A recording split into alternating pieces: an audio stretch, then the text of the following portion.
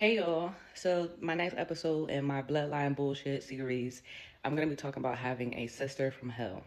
So this sister is on my dad's side of the family, and I believe I'm like 4 years older than her.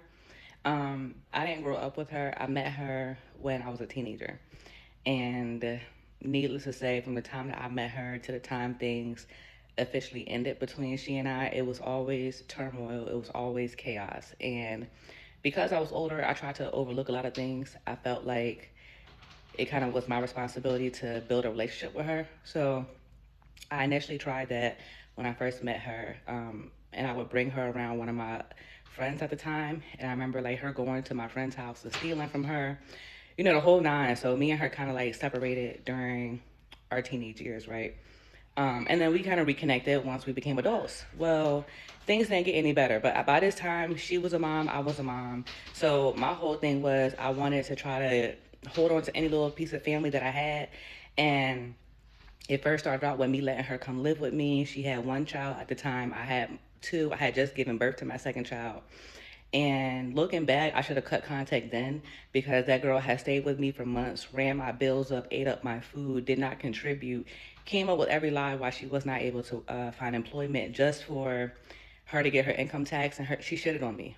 Like, she got her income tax and she left me. She didn't leave me with any money to help go towards the bills or replace any food or just do anything. And like I said, looking back, that should have been the reason why I stopped talking to her, but I didn't. We kind of stopped talking for a few years and then we got back in contact. Don't go against your discernment for anybody because now that I'm aware of who I am and what I know, I caused a lot of problems with myself because I allowed my discernment to be overlooked by people's emotions. I knew I should have stayed away from that girl, but I didn't.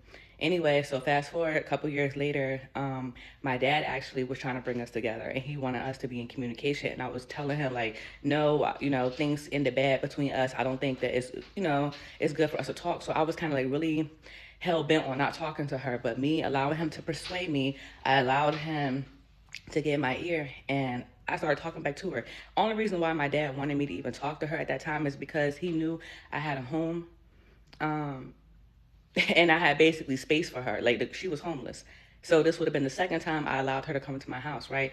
And I ended up falling for the bullshit again. I let her come stay with me. So now this time she has two kids.